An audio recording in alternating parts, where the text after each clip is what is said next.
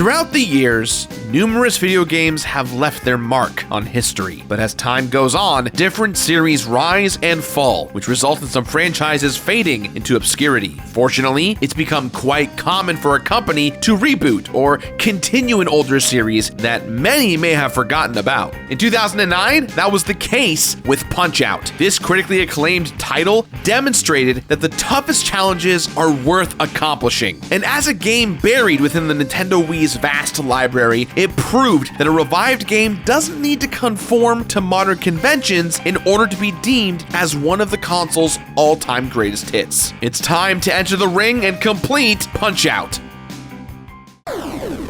Here comes a new challenger! Yes! Danger!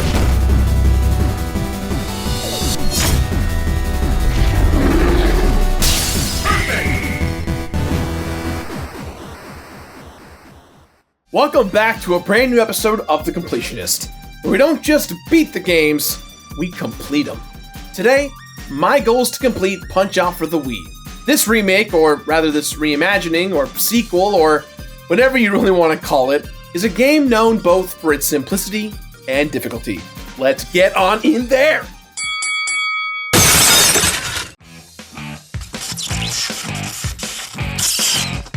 Prior to the Wii version's release, I was only vaguely familiar with the Punch-Out! Series. But that's just it. I was familiar with it. And that's actually quite an accomplishment. Nintendo has had a ton of characters and franchises, and sometimes it can be hard to keep track of all of them. But back in the day, many would claim that the big three Nintendo franchises were Mario, Zelda, and Punch-Out! Punch-Out! Is a Nintendo property that is much larger and much more important to Nintendo's history than it may appear to be. The gameplay ultimately boiled down to two main concepts, dodging and punching, and thus Nintendo had a simple to play, tough to master boxing game. And for years, people had been begging for a sequel, but for a long time, the franchise just disappeared. After a while, Punch-Out! Fans were lucky if Nintendo even acknowledged the game in their other franchises. Little Mac, the protagonist of the Punch-Out! Series, later appeared in Super Smash Bros. Brawl as an assist trophy, and in a Wii game called Captain Rainbow as, well, a mockery of himself, really. And then, out of nowhere, there was a new Punch-Out! That retained the charm and spirit of the original game, while also making the game fit more in line with the current console generation. Little Mac is still taking on the world, match after match, circuit after circuit. And while this game is said to be tough, how hard could it possibly be? I can only do two things. I can dodge, or I can punch. And I just have to do those things better than my opponents before they kick my ass. Or I guess it would be punch my ass, but either way.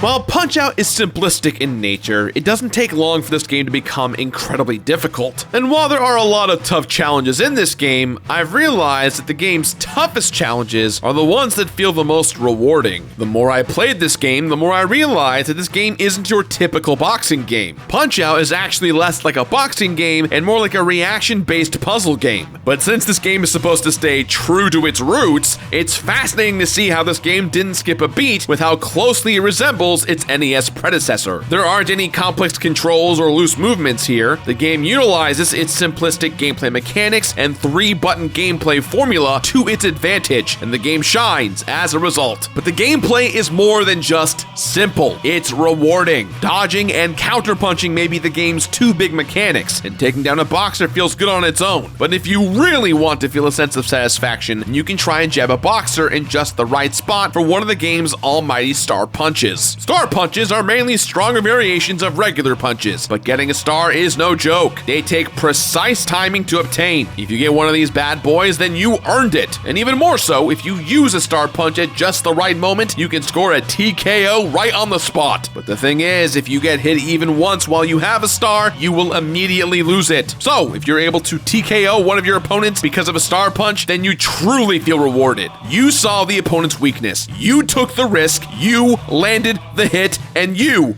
are the best. The game rewards you for the experimentation and riskiness, and that's what makes this game all the more enjoyable. Although each boxer has a pattern and set of attacks to avoid, the idea that there's not just one way to defeat each opponent is what makes the game truly fun to play. Even if one of the challengers is truly giving me a tough time, it's fun to know that I can say, you know, I wonder what happens if I try to punch him there and actually get a reward for doing so. And that's not even getting into the personality of each fighter, because my god, every single one of the characters in this game is both memorable and hilarious. Each fight starts off with a hand-drawn series of images that function as a backstory for each character. They showcase the origin and background of the boxer that you're about to fight, and they sometimes even provide hints as to how you're supposed to defeat them. But for the most part, they're just funny. Each one is bursting with personality. Glass Joe, Bear Hugger, Don Flamenco. All of their opening cutscenes are so great. Why isn't there a Punch-Out comic in this art style? These short story cinematics are amazing. And the cutscenes aren't the only things that make the characters fun. Each of the characters is unique not only in the way that they fight, but in the way they act. Look at these guys. Aaron Ryan and Super Macho Man might just be two of the funniest characters I've seen in a long time. If Super Macho Man wins a fight, he will climb a ladder and fly away in a helicopter. And before a match even begins, Aaron Ryan will actually run over to your side of the stat screen and jump around in Little Mac's face. These characters are such huge assholes that when they knocked me down, I couldn't help but laugh. Yes, most of the fighters are assholes. They laugh at you when you get knocked down, they taunt you in between rounds, and they mock you when you lose. Punch-Out is a game that doesn't necessarily make you feel bad for losing, but it does make you feel like a champion when you win. Man, after all these bitter remarks and insults these guys throw at you, it feels so good just to uppercut them right in the face.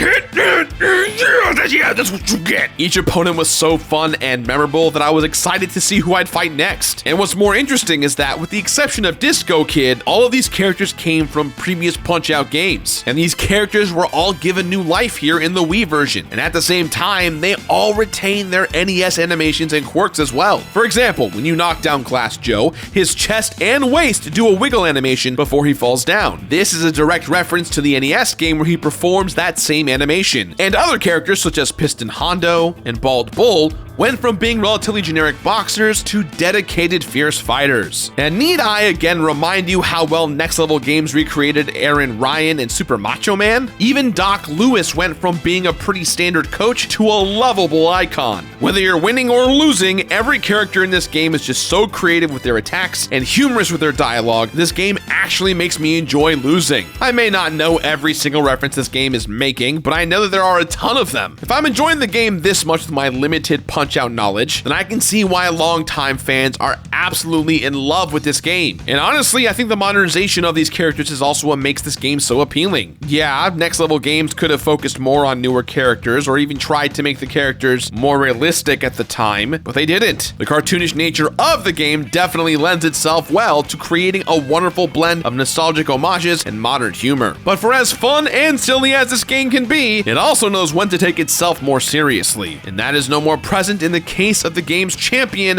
Mr. Sandman. The guy's opening cutscene showcases himself taking out every other fighter in the game, and honestly, it's amazing to watch. He definitely feels like the final challenge of an arcade game. Every move he has is fast, but after you get hit once or twice, you already know what to do next time. He has just the right amount of power and speed to challenge the player, and the fact that he's conquered the champion's belt without even losing a match makes him the ideal final boss. But after just a few attempts, I knocked him out. Landing that final hit felt great, and the dramatic TKO scene that played right after I hit him made the victory all the more sweet. And honestly, this would be a sufficient end to the game right here, right now. It was challenging, it was funny, and it was rewarding. However, the challenge is only halfway over. Title Defense Mode forces Little Mac to face off against all 13 fighters that he fought previously, but now he gets to see how their lives have been impacted since he defeated them, and many of them are prepared to deal with Little Mac in another go-around. At this point, not only does the game become twice as difficult, but it also becomes twice as charming as well. All of the challenges really make you want to grit your teeth, but the overall humor and presentation of the game ensures that you're also laughing in the midst of each match. But in these rematch fights, pretty much all of the rules have been thrown out the window. If your opponent wants to use a squirrel to help him win the fight, then that's a-okay. If your opponent wants to teleport around the boxing ring, then that's okay too. And if your opponent wants to swing around a boxing glove on a rope and smack you in the face with it, then yeah, sure, that's fine. As long as you're not kicking, anything goes in this damn boxing circuit. Remember how rewarded and smart you felt when you got those star punches earlier? Now it's practically a requirement. Some opponents actually require you to knock them down with a star punch, and sometimes an opponent can dodge your star punch completely. When I initially played through the game, I thought it was tough, but I conquered everything pretty quickly. Now that I'm into the title defense mode, I now know that this is the challenge that everyone was talking about. And yet, even when I got knocked down,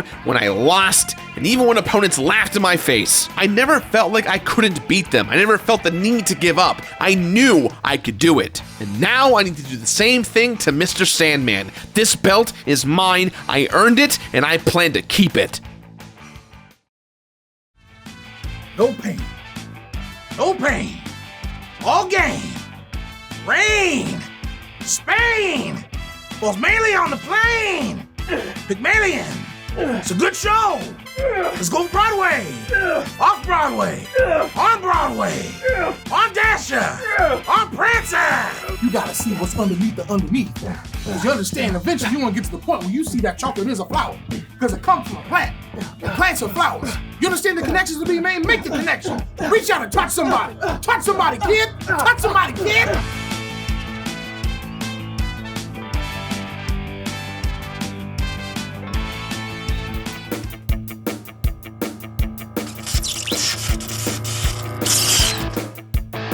Punch-Out threw me for a loop with challenge after challenge. And fortunately, each time you defeat a boxer, you'll unlock certain goodies for the gallery. Once you defeat the boxers in the game's career mode, you'll be able to rewatch all of their opening cinematic scenes in the gallery mode. But defeating all the boxers in the exhibition mode will allow you to listen to their boxing themes. These themes are renditions of Punch-Out's main theme done in the style that represents a character's country of origin and or fighting style. After completing title defense, Mac's Last Stand is unlocked. From here, you just fight the game's opponents in a random order. But the catch is that once you lose 3 times, the game officially ends with a bittersweet cutscene and all. And in this mode, there's a chance that a special 14th fighter can appear. This fighter is the king of the jungle japes, the powerhouse among Kongs, and is the first member of the DK crew. That's right, it's Donkey Kong. Donkey Kong will randomly appear in Mac's Last Stand. It's weirdly exciting to be able to go hand in hand against another Nintendo character in a game that is not Super Smash Bros. And it is a pretty fun fight. Unfortunately, he doesn't have any hand-drawn opening clips like the other fighters do, so he doesn't get the complete Punch-Out treatment. But there is one last completion criteria. Every fighter in the game has 3 achievements that must be conquered in order to truly complete this game. And when I say every fighter,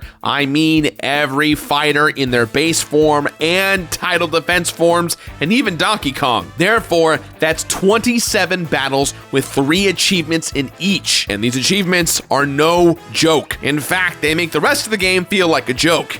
You thought getting a star punch made you feel good? Imagine how good you feel when you have to knock down the title defense version of Mr. Sandman in 33 seconds. Yeah, some of these achievements are absurd, but I did them. And what exactly did I accomplish through all of that mental exhaustion? Well, within the game's career mode, I took down 13 challengers twice. And after fighting Donkey Kong, that means I fought a total of 27 unique fights. While these fights definitely became more and more difficult as time went along, the process of defeating each boxer wasn't that bad. And I definitely enjoyed knocking each one down. Within the game, there were 81 achievements that I conquered, but actually pulling them off made me feel like I was the king of the world. In doing all of this, I unlocked 14 different tracks in the game's gallery mode. Some of these arrangements are actually quite catchy, and some sort of unlockables better than no unlockables at all, which means that in the end, I put in about 40 hours of total training time. And lastly, my overall win-loss record by the time I completed everything in the game was 95 wins and 68 losses. Although admittedly, I restarted the game in the middle of a match a few times, so the results aren't 100% there. But hey, if Punch-Out says I only lost 68 times, then I only lost 68 times. Punch-Out for the Nintendo Wii was one of the most difficult yet charming Wii games I've ever played. I can definitely see why so many people say that it's among their all-time favorite Nintendo Wii games, and I definitely think it's been one of the best revivals I've ever played. But man, this game gets tough, really tough. And yet, the game's faithful controls and presentation kept me drawn to it the entire way. And because of that, I was able to remember why completing games can be so fun in the first place, for that sense of self-satisfaction and pride. So, with that in mind, guys, I give this game my completionist rating of complete it. Completionist! That's all the time for today, guys. So please, as always, let me know your thoughts about today's episode somewhere on the internet. If you like today's episode, do me a favor, hit that subscribe button and press the like button and leave a comment down below. Let us know what you think about the show. And hey, a big thank you to our guys over at Patreon who are awesome to help us out. We'll see you guys next week for another episode of The Completionist. Bye. Don't tell Brett I stole his chocolate. Why the good bar? That's the one I wanted! It was good.